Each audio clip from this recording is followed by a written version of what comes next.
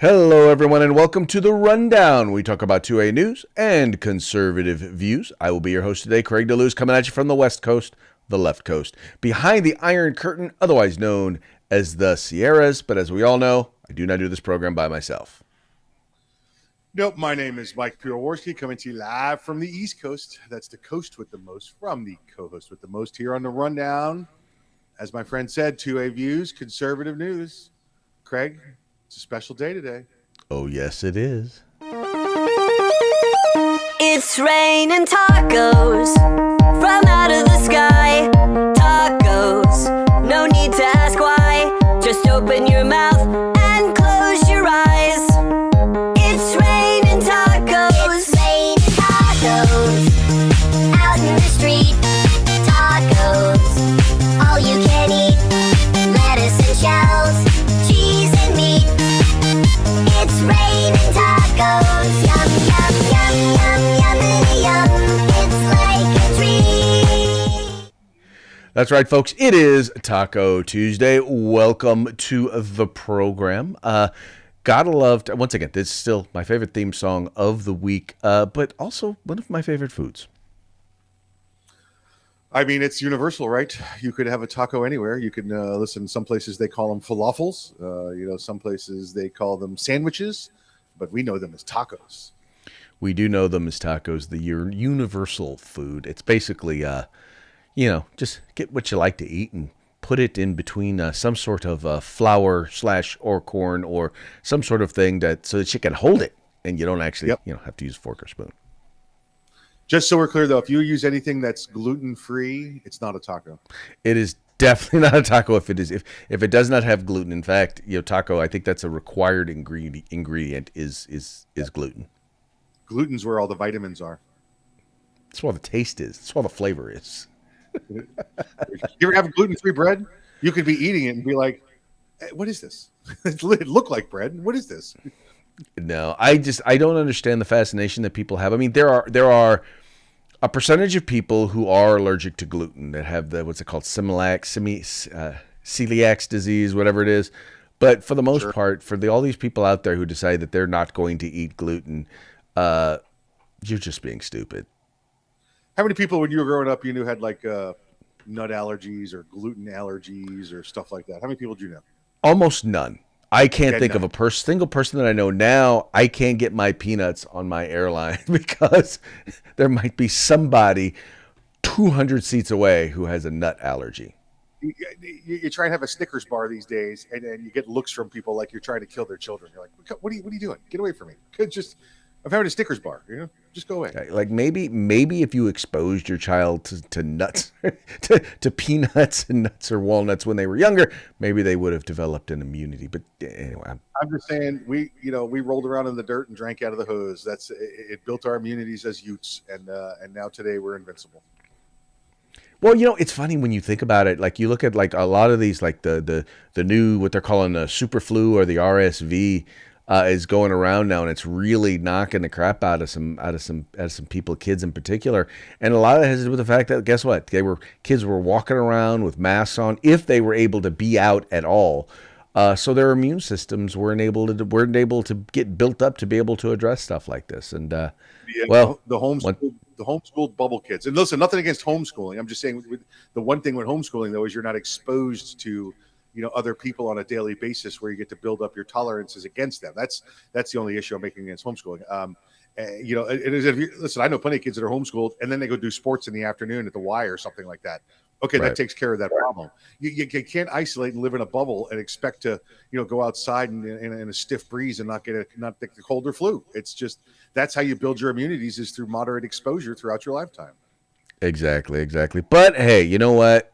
We're the United States of America. We don't do science. We follow the Fauci. We don't follow the science. That's it. I love when they say follow the science and they don't want you to do anything. They just want you to listen to them. We're like, well, that's not really what science is. That's not what science is. Continuing to question and finding new answers. That's what science is. It's sorry, but. See, you get it. I get it. They don't. It just be like that. Right. All right, let's go ahead and get into the program, and we'll start with a quick shout out to our sponsors. Yeah, let's say hey to our good friends at Hitman Industries. That's hitmanindustries.net. You know the story. You got a rifle in the past, AR rifle in the past 5 years, probably got one of their barrels and don't even know it. Well, now you can go buy direct from them and get new barrels for your current build or rebarrel your current AR rifle. That's hitmanindustries.net. The California, hold on. I'm going to make sure I got this one right. The California Republican Assembly, fighting a good fight behind enemy lines. Get involved with California's future today. California Republican Assembly. If you want some awesome combat gear, field gear, tactical gear, that kind of stuff, go to hunting gear, go to uscombatgear.com. And of course, it's the holiday season. There's still time. Go order yourself a nice, perfectly fit concealment holster for your firearm. For you, for your loved ones, great Christmas gifts at Hog Holsters, HAWGholsters.com.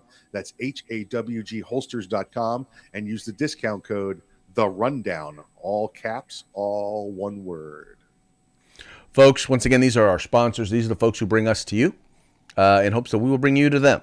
So do us a favor, follow the links in the description of this program to go to their websites, check out what they got, and if you like what you see, spend some money with them, and make sure that you tell them that it was the guys over at The Rundown that sent you.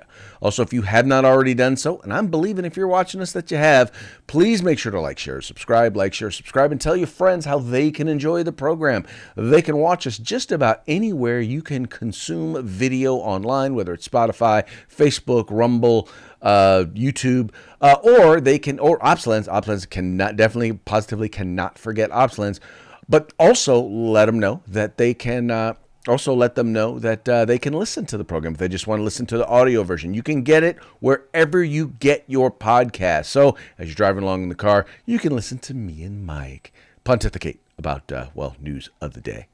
So do that. Do it now. Right. Is it pontificate or proselytize? We do a little bit of both. Okay, gotcha. Okay. Yes, folks, this is news and propaganda, just so you know. We definitely have a slant. We're not even pretending the whole conservative views thing is a thing, right? Right. Yeah. Do our thing. Don't do their thing. Exactly. Do our thing, don't do their thing. I like that. All right, moving right along into the news topics of the day. Everyone is abuzz. It is interesting to me because there are few things that have crossed party lines in terms of conversation topics that people just seem to want to talk about. And one of those one of those main things is the topic of the trade between Brittany Griner, the WNBA player who was convicted of possession of marijuana vape canisters, and the arms dealer, Mr. Victor Boot. And people are like, I don't know many people who think that was a good trade. But there is one person, at least, and needless to say, who would have guessed that it would be Representative Shiela Jackson Lee. And once again, she defends the release of arms dealers. Now, mind you, this is the very same person who has gone out of her way to support legislation and encourage people to sue firearms manufacturers here in these United States, claiming that, they're responsible for how people utilize the firearms that they sell. Now, the interesting thing about this, Mike, is that she seems to have a different perspective when it comes to Mr. Boot. Check it out. As the facts would tell them. He was sentenced to 25 years. He served 11 to 16 years. I don't know. I can't remember the exact number.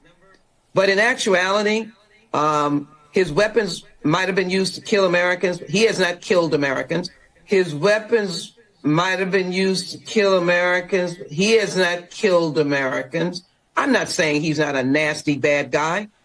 But I will tell you that I believe that Americans should know that the sovereignty of their nation will always be behind them, and they'll never be forgotten. The inability to be able to get... All right, now, Mike, I just find this to be a bit hypocritical, overwhelmingly, because this is the same person who believes that firearms manufacturers, people who legally produce and sell a constitutionally protected item and facilitate the exercising of a constitutional right, she believes that they should be allowed to be sued and in some cases held account criminally. But she doesn't believe that's the case for a known arms trafficker. Where's her cowboy hat? Doesn't she usually wear the cowboy hat? Usually she does wear her cowboy hat, but I think she's given up her cowboy hat for her little what looks to be a Princess Leia thingy across the head, bun across the head.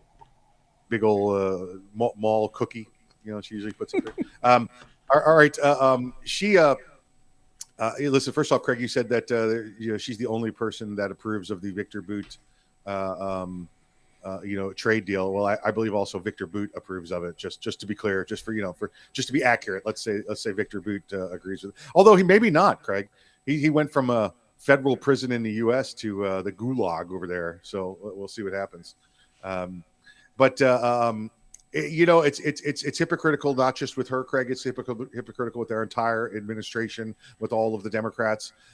So anti-gun, so fervent in their positions of how guns are bad, that they're willing to let go the Lord of War, the Merchant of Death himself, Victor Boot, one of the world's most renowned arms dealers. It's amazing. But after personal analysis, Craig, I realized, listen, this country, this administration is okay with guns outside of our country. President Biden left 300,000 machine guns in Afghanistan without one single 4473 background check being done. He's okay with the spreading of guns around the world, just not by those that live in this country using the Second Amendment. Well, don't say not necessarily used against this country, because keep in mind, he was convicted. He was selling arms. He was selling arms to a what turned out to be an American agent, pretending to be a Colombian terrorist who specifically told him that these weapons were going to be used to kill Americans. And his response was, "We have the same enemy." I mean, this is a guy who knew these firearms were going to be used to kill Americans. That's how they convicted him. That's why he got 25 years. So that is very different than firearms manufacturers who, once again, have to go through a legal process to sell their constitutionally protected product. And even then, they can't sell it to someone who they know is going to utilize it to break the law and to harm other American citizens who are not attacking them, and do it in an illegal manner. So to try and equate the two, it is amazing to me that she would utilize that for, once again, enemies of American. Because, by the way, Mike, and to your point, if everybody else but America is armed, what happens when they eventually turn those firearms that we allowed them to have, that we gave them, that we sold them? What's going to happen when they turn those arms on us? Yeah, exactly right. It doesn't take a rocket scientist to figure that one out. Listen, I don't want to defend Victor Boot, but the guy's an arms dealer, right? And we know that arms dealers sell to whoever wants to buy the firearms, whoever's willing to pay the price. Doesn't matter if it's the left side or the right side of the battle. They're in the business of selling weapons and firearms. So whether he wanted it to be sold to be used against Americans or not, listen, how many times you tried to sell something to somebody, Craig, and they say things and you're like, yeah, whatever, just it costs this much. I don't care what you use it for. Oh, no. I agree with you, but the fact that he was willing to sell it to someone who he knew was going to use it to harm Americans, as far as I'm concerned, he is as culpable as the people who actually intended to use the firearms against Americans. But listen, and he's a former Soviet official, and he's a current Russian citizen, right? If you don't think he sold them to be used against Russians and Soviets, you're kidding yourself. I'm just saying that's the nature of his work. So The drug dealer doesn't care if you sell it to the 75-year-old person or the 8-year-old. I'm just I'm in it for the profits, baby. Once again, I don't disagree with you. It's kind of like saying, if you are the getaway driver for someone who has robbed my business, then you need to be held accountable for robbing my business. Just like if you were the getaway driver for the guy who robbed the business down the street. Just because you're going to do it for anybody and you weren't necessarily picking out my business doesn't mean that you should not be held accountable or that I should not see you as a threat to my business. Sure. Listen. Victor Boot broke the law. Victor Boot was rightfully committed. Victor Boot was rightfully sent away to jail, and Victor Boot was wrongfully traded for some loser basketball star. I think that sums it all. I think that sums it all up pretty darn well. Yep. Let's talk about another interesting, and I won't call this one a miscarriage of justice because it actually seems like there's some justice that is about to be done. Now, you might remember the story of the father, who was actually arrested at a school board meeting for standing up to a school board that, in essence, his daughter was raped at school by an individual who was claimed to be transitioning. It was a male wearing a skirt, went into a girl's bathroom and sexually assaulted a high schooler. This individual was then moved to another school. In other words, no real action, no police report was filed, no nothing. This individual was moved to another school and subsequently did the exact same thing to another girl. Well, a parent went to a school board meeting and was asking or questioning why weren't they doing anything? Why were they covering it up? And that individual, that guy was arrested. He was actually arrested for disturbing the peace and for a bunch of other things. I don't remember the exact charges. Well, now it turns out that the officials there in Loudoun County, it was the Loudoun County school officials, have actually been indicted by a grand jury. Now, they haven't been indicted for sexual assault, but according to the story there at the Washington Free Beacon, the grand jury charged Ziegler, who was the head of the school district, with false publication, prohibited conduct, and penalizing an employee for a court appearance. In other words, someone wanted to show up to court, had to show up to court in order to testify on a particular thing, and they actually penalized that individual for standing against the district. You know, Mike, like I said, what gets me about this whole thing is in the name of, because this was about being woke, about being sensitive to this transgendered student, they decided that they were going to cover up the rape of a female student in order to do this. And I think it's only appropriate that they be held accountable. Absolutely, and I hope more charges are forthcoming. You know, listen, they made it dangerous for the students there at the school. They made it dangerous, obviously, for this individual, this victim who was raped. You know, how many other things have they done? You know, to allow these kinds of incidents to happen at the school, let alone the trying to interfere with the investigation in the court case by restricting their employees from going to testify. These are the kind of people that I'm not even sure why they're still in office, why they have not been removed from office for allowing these principles to occur. We've seen this go on in Broward County down in South Florida, where the Marjorie Stoneman Douglas shooting was.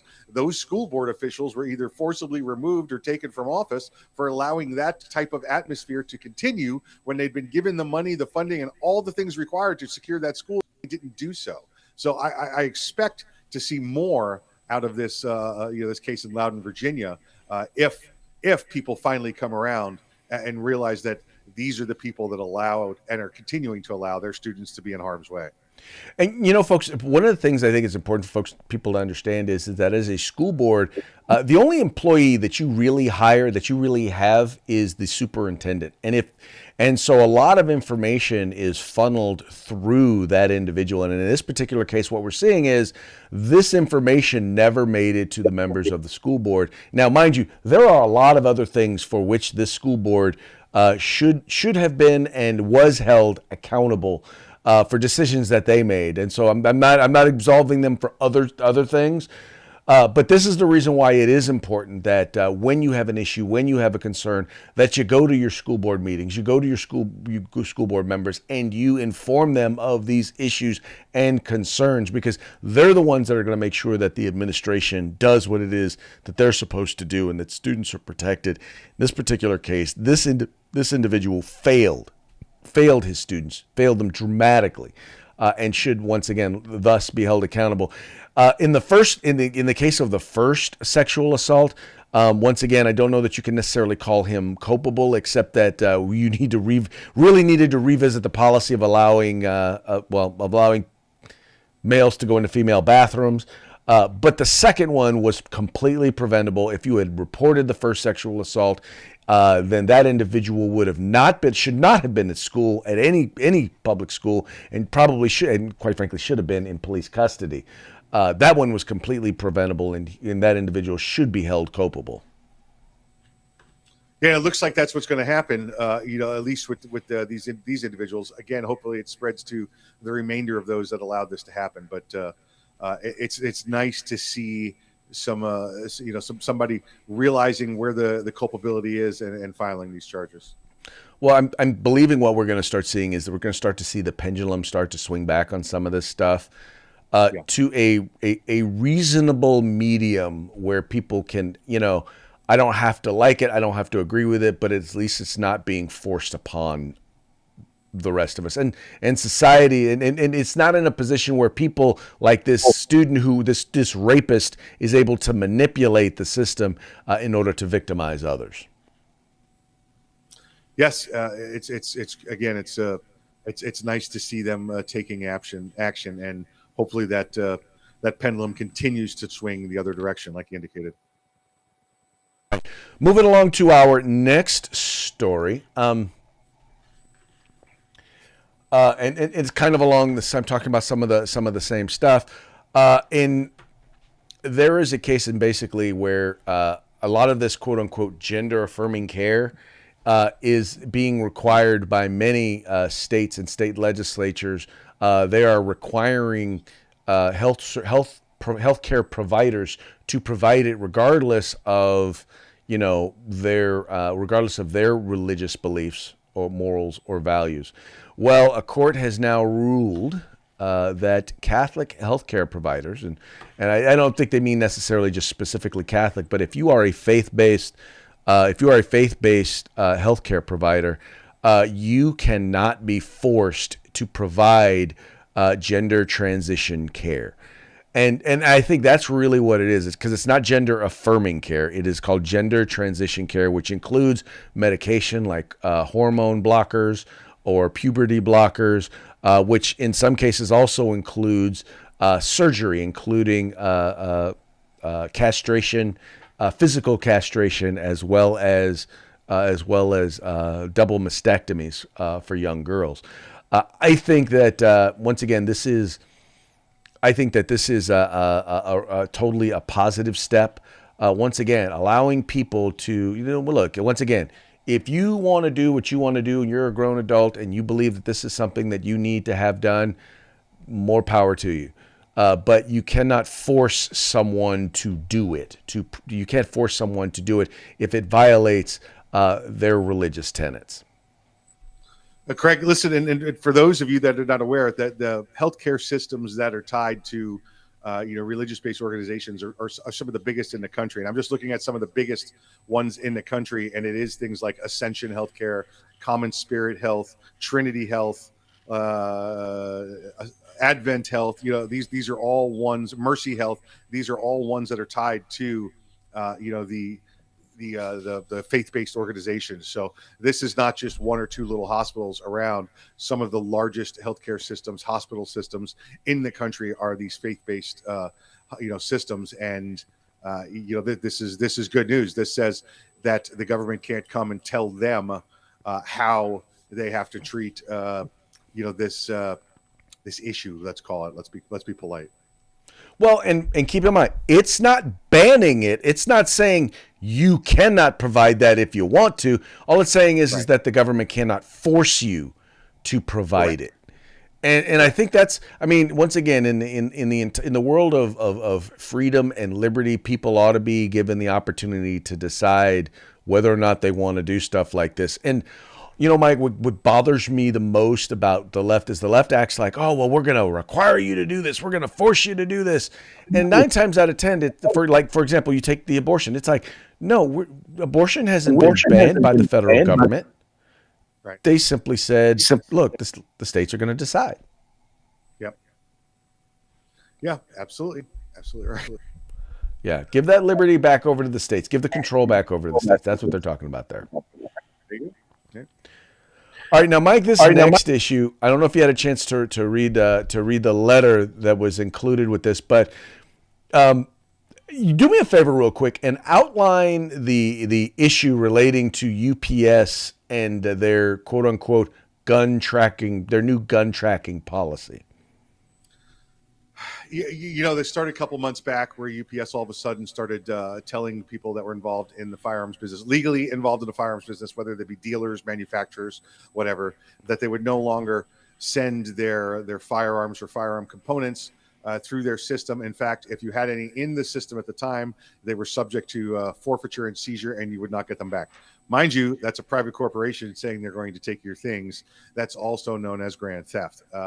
So grand theft via fraud, grand theft via interstate commerce. So just plenty of ways that they boxed themselves into a corner. They finally came around and said, okay.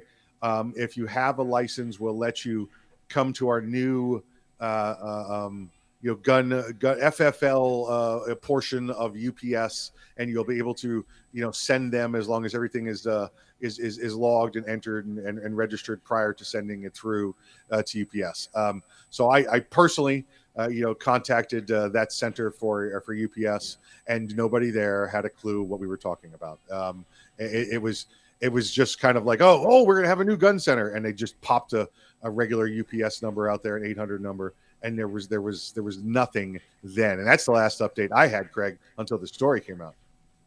Right. So in this particular story over at Emoland, there was a letter. So when they wrote an article about this whole thing, UPS apparently did not like what they had to say, so they provided a quote unquote clarification. And in this clarification, they're saying, well, we did what we did because there was a change in the policy. They're changing the rules as to what constituted a firearm. Basically, they're referring to ghost guns. They're not ghost guns. They're referring to home built, unserialized receivers is specifically what they're referring to. And that they're noting here, there is no real change overall in the policy. Here, it specifically says this year UPS updated the firearm products policy as a result of increased regulation of firearm and certain firearm parts, including complying with federal regulations that went into effect August 2022. UPS also updated its policy to bring firearms product shippers in line with other highly regulated goods shippers by requiring the shipper to enter into an approved firearm products shipping agreement and provide copies of applicable licenses. These changes help ensure that shippers of firearms products have appropriate expertise to move these items safely and securely and lawfully through our network. Now, one of the things that they're pointing out here, a little bit further up, they clarify that they're not going to be searching.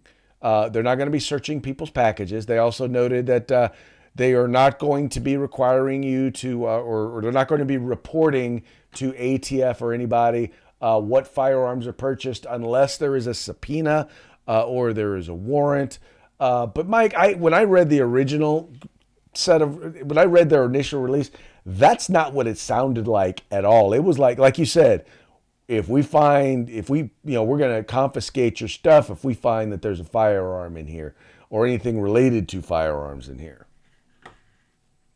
I have the original letter, Craig. I could send it to you and we could show it to the folks where it says that they're going to take everything that was already in the pipeline. If you want to bring that back up, Craig, let me clarify something on here so folks understand the depth of their the depth of their intrusion into your lives. Up here on first paragraph where it says UPS cannot accept firearms without serial numbers or any partially complete, disassembled, or non-functional frames or receivers that qualify as frames or receivers as defined by the ATF. First off, it is 100% legal for you to own a firearm that does not have a serial number if the firearm came without a serial number prior to 1968. Second, if you decide to build your own firearm and it's your own personal firearm, you can have a firearm without the receiver if you have no intent to sell it. Excuse me, without a serial number if you intend to sell it. So they're taking two legal activities and already telling you that they're not going to take part in your legal activities. By the way, it is okay for you to mail your firearm to yourself through UPS, or let's say you built one gun and it's your gun and you're sending it off to get, I don't know, tuned or something, or put graphics on it and laser engraved. You're allowed to mail it to that other place for them to do the work and then return it to you through UPS. Additionally, it refers to them as firearms without serial numbers or any partially complete, disassembled, or non-functional frames or receivers. Well, Craig, if they're 80% or less, they are not a firearm. They are not a non-functional frame or receiver. They are nothing. They are a chunk of aluminum that maybe at some day might be a firearm, but as the ATF is determined, they are just a hunk of aluminum that's nothing. So UPS still says you can't ship something that's nothing because we're going to call it a firearm.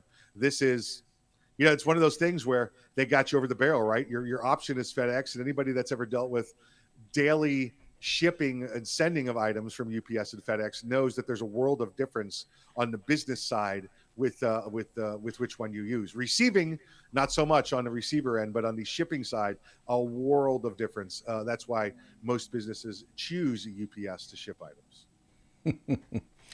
Yeah, it's amazing the legal doublespeak that they have out there. And what's funny is people who know and understand the industry can read right through the BS in this particular letter, and they think that what they fail to understand at UPS is that, in particular, people who participate in the firearms industry, once again, it's one of the most highly regulated industries in the world. So largely people who are involved in the industry know what they're talking about on the legal end, because guess what? If they didn't, they probably would have lost their business by now. They probably would have been shut down. But anyway, it's interesting to see, once again, the political doublespeak. All right, Exactly we're going to move right, on to our parting shots, brought to you by Hog Holsters. You can find them at hogholsters.com. Go there, use the discount code The Rundown, all caps, one word. All right, this first one, Mike, you are going to enjoy this first one. I picked this first one because, well, it starts off with a bit of a baseball theme, so I know how much you enjoy baseball. So these are worst trades of all time. Here you have the first one is the Red Sox owner, Harry, is it Frazee or Fraze? Frazee sells Babe Ruth to the New York Yankees to finance a Broadway musical. Okay, is that true, Mike? You know baseball. 100% true. 100% true. 100% true. Okay. The next one is Cardinals trade future Hall of Famer Steve Carlton to the Phillies for Rick Wise. Once again, I'm not a baseball fan, so bad trade, one of the worst ever. Yeah, they thought Steve Carlton was done with his career, and he went on to win a couple of Cy Youngs and the championship after that in the '80s with the Phillies. Yeah. Okay. And then next you have Charlotte Hornets trade Kobe Bryant's draft rights to the Lakers for Vlade Divac. I can tell you Vlade eventually would wind up with the Sacramento Kings. I can tell you that, and that Kings would win 0 championships, and Kobe would go on to win, I believe, 4 or 5. So yeah, that was a bad trade. That was clearly a bad trade. Anyway, and then you have Biden trades arms dealer Victor Boot, known as the Merchant of Death, for WNBA star Brittany Griner. Yeah, I would have to say that's probably one of the, if not the worst trade ever. Oh yes, definitely one of the worst trades of all time. I'm not sure it's as bad as the Babe Ruth trade, but it's definitely one of the worst trades of all time. And Greg, for the record, 64 days until pitchers and catchers report for spring training. I was wondering when that was actually going to start. I figured it wasn't going to happen until the beginning of the new year. That's when I figured would be the first. That was when I figured the countdown would begin. Yeah, I usually start around the 100-day mark, but I found that a lot of people just like they didn't care. They weren't concerned, and I was like, you know what, I'm not concerned with people that are not concerned with baseball. So I'm just going to go ahead and do my own thing. You're killing me, Mike. You're killing me. Okay. And that one actually kind of falls in line with our next one. As you can see here, there are many who have criticized this trade, basically noting that basically what you're doing is you're putting a target on the backs of you're putting a target on the back of U.S. citizens, right? Because in essence, what's going to wind up happening is they're going to be victimized. And so, Mike, you want to go ahead and describe this one to the folks? Yeah, I would, except I can't. It's kind of blurry. I can't read it. Oh, it's a little blurry. Okay. Yeah. So basically what you've got is you've got a guy standing here. They're about to go through. It's got the international flights thingy on, and he's about to go through the scanner. And this guy is drawing a target on him. He's the TSA agent. And he basically says, to the guy, this is part of the Brittany Griner exchange deal. And then at the bottom it says, making targets of American travelers. That's Which basically is in essence what they're doing. Yep, gotcha. And then the final one, I'm sure you can read this one. Yes. It's is that Jar Jar Binks? No, that's Brittany Griner. It says, when I heard they were trading the Merchant of Death for me, I thought that it was Dr. Fauci. Ouch! Fauci, take the shot out of nowhere. Fauci sitting at home minding his own business. Hey, how did I get tied up in this Brittany Griner thing?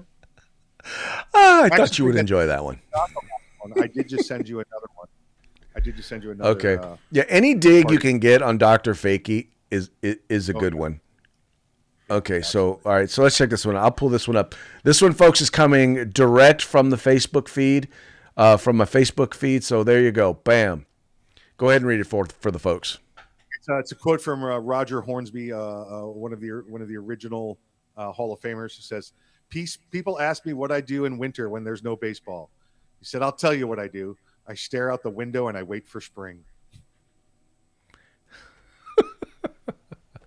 Well, there you go. Gotta love it. Yep. And for those of you who love baseball, don't count me among them. Actually, I will say this. Going to a baseball game is a lot more fun and a lot more entertaining than watching it on television. Yeah, the media and the TV networks kill it. It's just, there's so much to watch and so much to enjoy. And the strategy in a baseball game, I would say, is more strategy than a football game. You just have to know that they're doing it and what they're doing. Yeah. Right. Little nuances of, like banging on trash cans and stuff like that. Buzzers in the shirt. There you go. Let's go Astros. Yeah, the Houston Astros. All right, Mikey, we're coming up against it. It's time for that shout out to our sponsors. Let's say hey to our good friends at Hitman Industries, hitmanindustries.net. They've got rifle and pistol caliber barrels, pistol lengths, rifle lengths. Just go ahead and get them for your next build, or just stockpile your own barrel stash. That's what I do. The California Republican Assembly. Get involved with California's future today, and you can help make the right decisions with them. And of course, if you want some awesome combat gear, tactical gear, field gear, hunting gear, go to uscombatgear.com. Folks, once again, these are our sponsors. They bring us to you so that we can bring you to them. Visit their websites. The links are in the description of this program. Make sure you tell them that the guys over at the Rundown sent you. On that note, we are done today. We'll be moving on to finish the rest of our day, and we will see you tomorrow on Hump Day.